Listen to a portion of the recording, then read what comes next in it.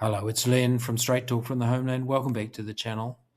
As shocking as it sounds, the illegal war of aggression by Zionist forces from the US and Israel against Iran is about to explode into a worse apocalyptic battle that will probably end the unchallenged power of the American empire. I said before, Iran only needs to survive to win. The longer the Strait of Hormuz stops the flow of oil, gas, and fertilizers to those who support the Zionist war of aggression and charges others, the greater the global meltdown I predicted earlier, and the worse it'll get for Trump. Israeli racist dreams have taken a hammering, with absolute devastation not being shown on censored media. Even without Iranian missiles, I don't think Israel will last long, given that the average American, especially the youth, wants nothing to do with billions of dollars in taxes and their military forces dying to support an apartheid colony. Many Zionists are reportedly wanting to set up camp in places like Argentina, Greece, and Cyprus. The writing's on the wall. The people of those countries shouldn't make the same mistake the Palestinians did, the greatest mistake in history, a mistake like many around the world perpetrated by the British. I warned of Armageddon in an earlier vlog, the Malhamma al-Kubra. Well, this prophecy, including the Antichrist role, may be correct, but it was wrong in one respect. The Quranic prediction stated that the battle would be between Muslims and Rome. But we see that Pope Leo has bravely defended international law and human rights by calling out the Zionist warmongers. Yeah, keep that same energy. You ain't nothing but a fraud. Yo, call him what he is. Liar!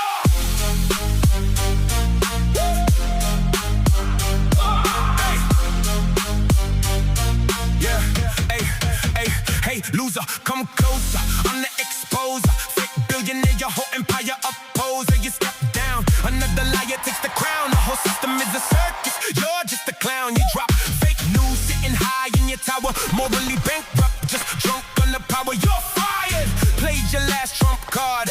No more aces, boy, you're discarded. Look in the mirror. Tell me what you see. Big ego crushed. Fake reality, we carve it in stone. We spell it in the fire. Ready for the truth. Call him the liar. Labor of blood on your pride. Island Epstein secrets you hide. All your crimes buried deep inside. Rotten systems, you're gonna slide. L-I-A-R. Yeah.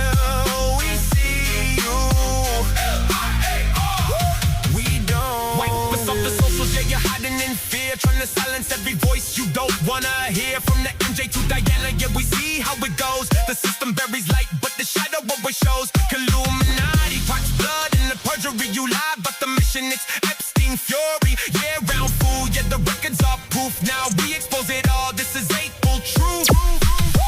Look in the mirror, tell me what you see. Big ego crushed.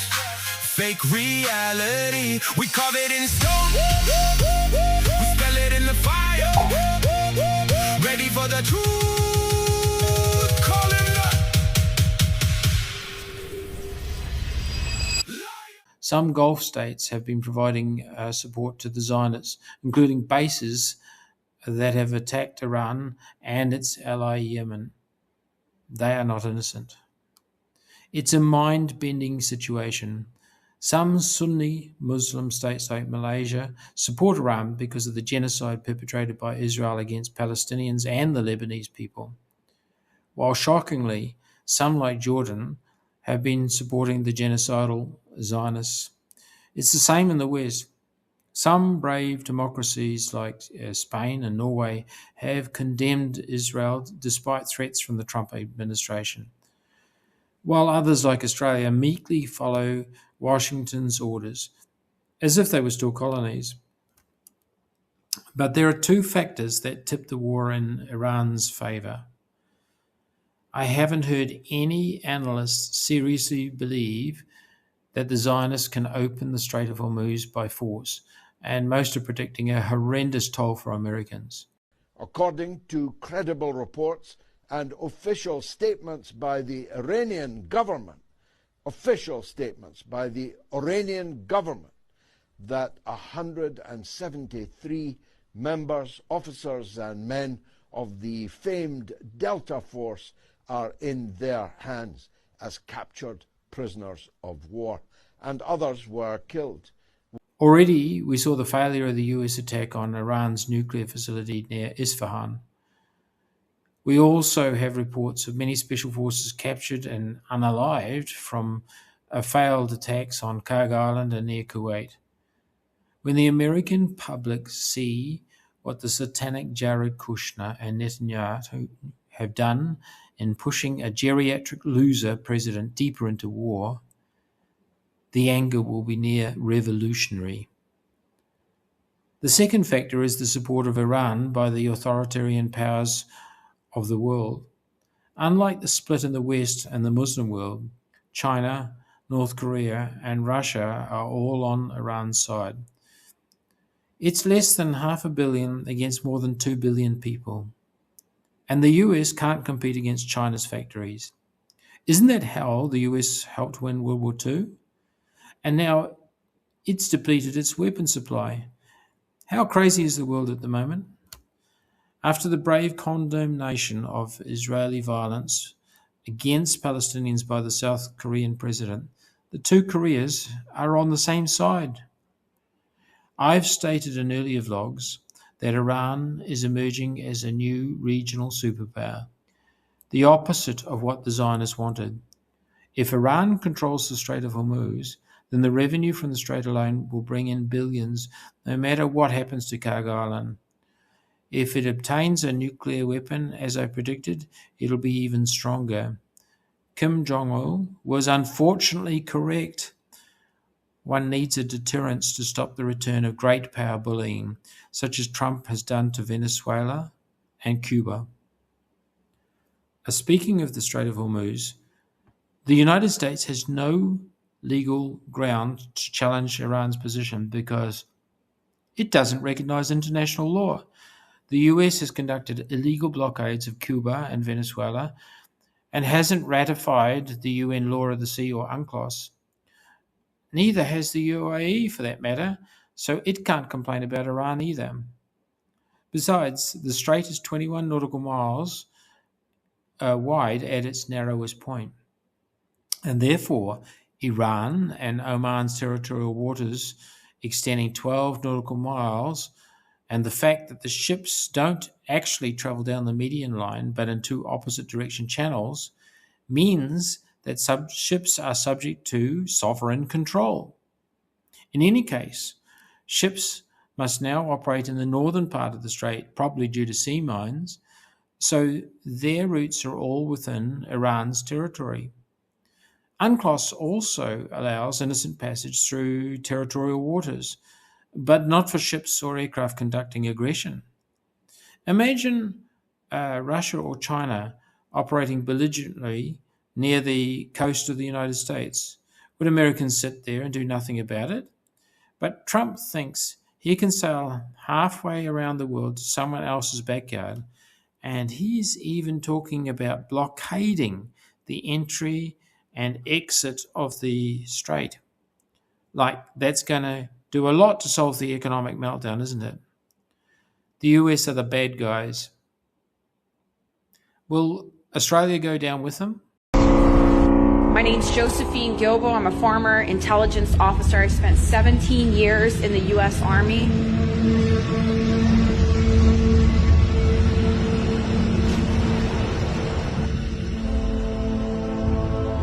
A modern Tomahawk missile is equipped with onboard cameras. Satellite imagery is constantly collected by several intelligence agencies, several countries, in real time.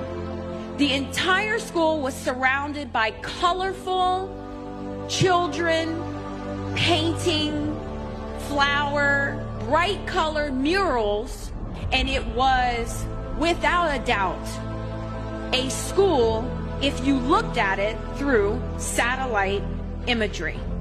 At 10 a.m., Israel, along with the United States, began attacking Iran. By 10:20, the staff at Minab School began evacuating the children.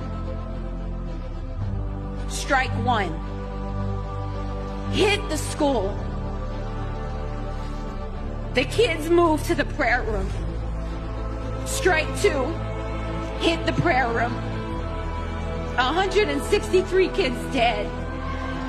Multiple sources, including intelligence reports, regional sources, and U.S. officials are required to confirm a target for the U.S. Navy and military operations to ensure accuracy and reduce errors.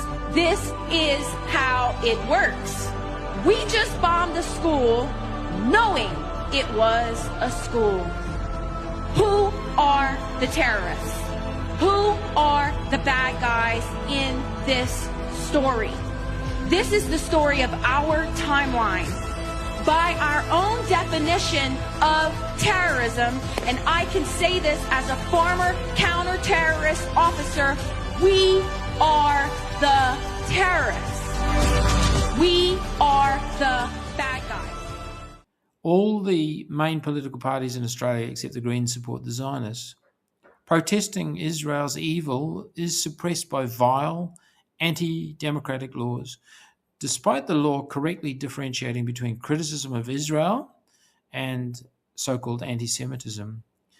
But it seems it's okay for the Sydney Morning Herald to make racist comments about Palestinians, who, if you recall, are a Semitic people.